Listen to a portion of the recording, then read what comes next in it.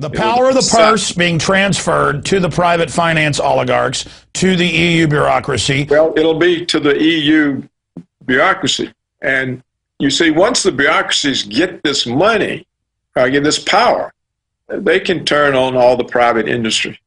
Well, the power to tax is the power to destroy. And Herman von Rompuy said that 2011 is the year of the birth of world government. And it's a private, corporate, anti-free market world government. It is absolutely incredible. Now, shifting gears, you've talked a lot about police state USA, checkpoints all over the country with the Army, full car scanners, driving families under them, TSA behavior.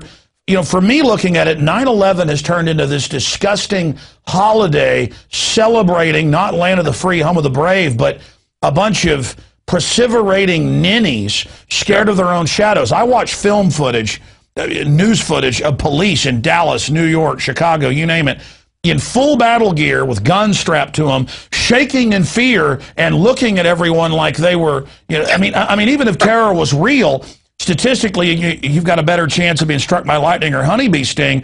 And then a man and woman make out for 3 minutes in a bathroom. They're clearly giggling and laughing. They land the plane. Police come on and say, according to ABC News, anybody gets up, you're all dead. A box blows out of a truck. They shut down I-35 and panic like it's the end of the world. I mean, I feel like I'm living in a twilight zone. What's your view of America 10 years later? Because it looks like instead of it dissipating, it's only getting worse.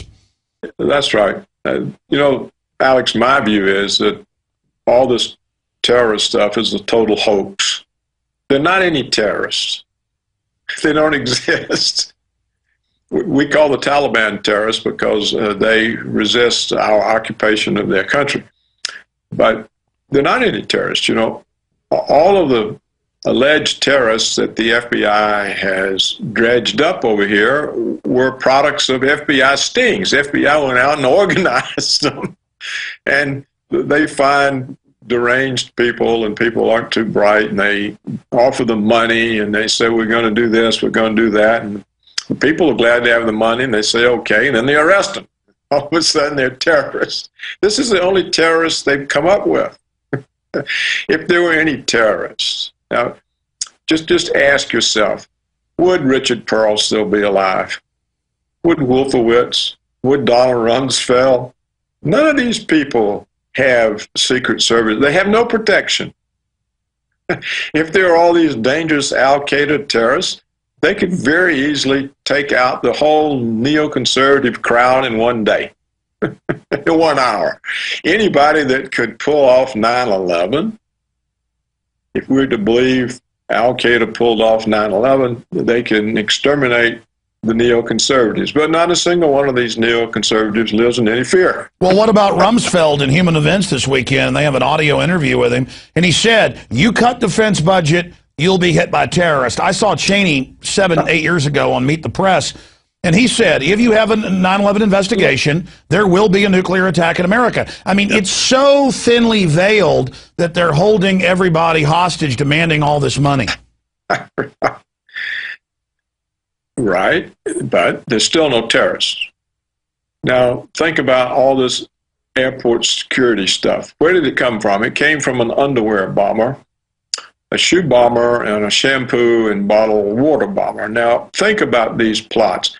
Are these likely plots to come from al-Qaeda, who pulled off 9/11, outwitted every intelligence agency in the Western world? No, they're mentally ill patsies who are drugged up trying to light their shoes.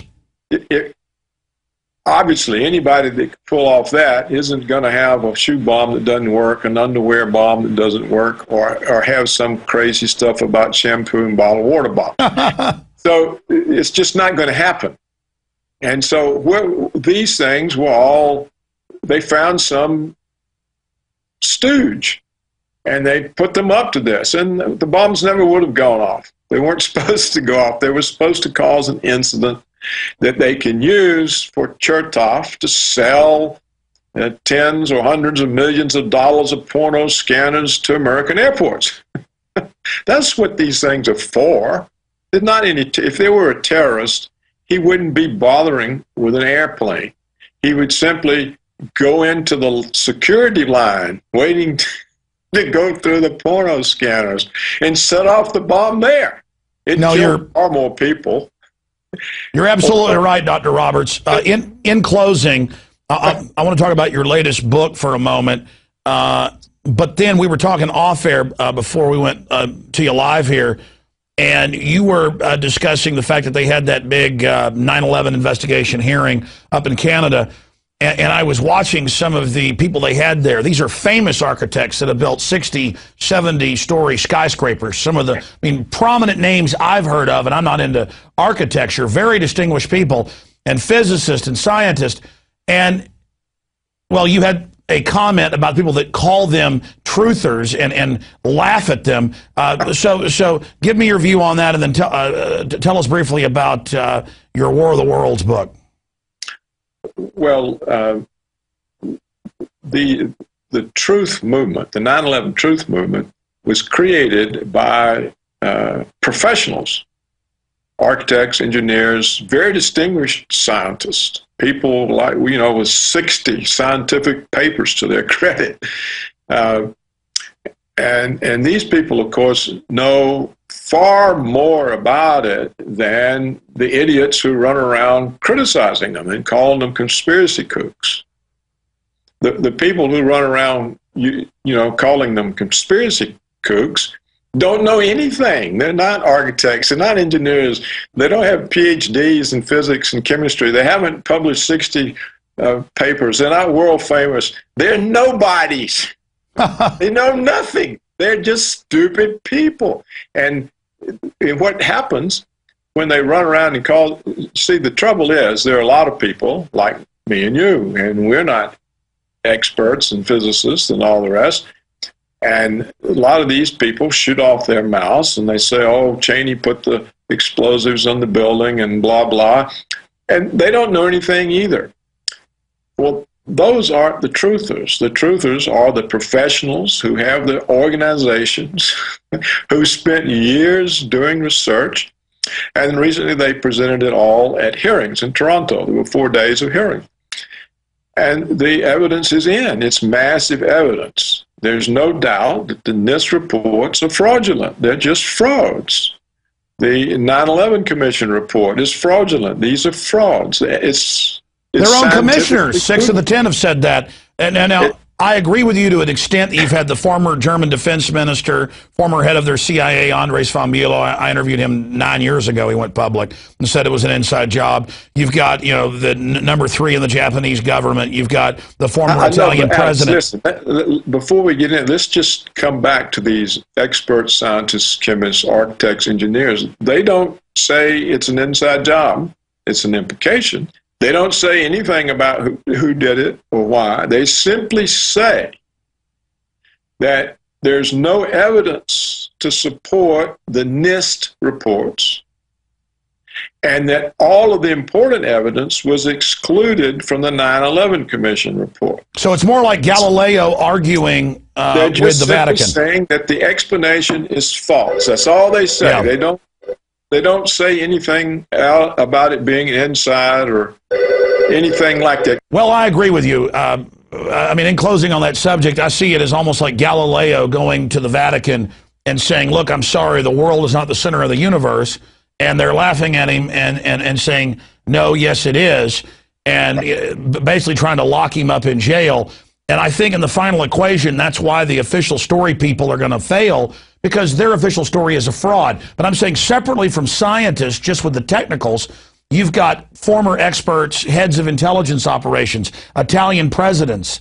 You've got people like that saying politically it's impossible, and look at the PNAC document. Then you have folks like myself, before 9/11, being able to analyze media propaganda as a media expert and seeing the conditioning for a terror attack coming and being able to call it. But I do think some of the strongest evidence is just the physics. I agree with you. Yep. Tell us about your book. Well, it's out of print now. It sold out, and I don't think they're going to print anymore. And what the book does is to show that our real problem is the jobs offshoring. It's been going on so long. There's so many now middle-class jobs moved abroad. It taken with them so much consumer income, so much tax base, so many career opportunities that we now have a very high and permanent rate of unemployment in the United States. We've lost supply chains. There's some things we simply can't make anymore. And this was all done for the short-run profits of Wall Street and the corporations. The only people who benefited were shareholders, the CEOs who got performance-based bonuses, some multiple of the salaries, and Wall Street. So they all made more money in the short run, and in the process destroyed the American consumer market. And that's why your book is so important, because it actually addresses the real problems. Now, I know there's an ebook version, though, isn't there still? Not that I know of. I asked Alexander Coben at Counterpunch to do that, but I haven't heard back. Well, we need to make sure that happens, but there are certainly copies out there. It's an excellent book. It's War of the Worlds, How the Economy Was Lost. Thank you so much for joining us, Dr. Roberts. Pleased to be with you, Alex. Always great to have you. Well, that's it for InfoWars Nightly News. We'll be back tomorrow night, 7 p.m. Central. I'll also, of course, see you on the radio/TV, Alex Jones Live, 11 a.m. to 2 p.m. Central Time as well. The websites are InfoWarsNews.com and PrisonPlanet.tv.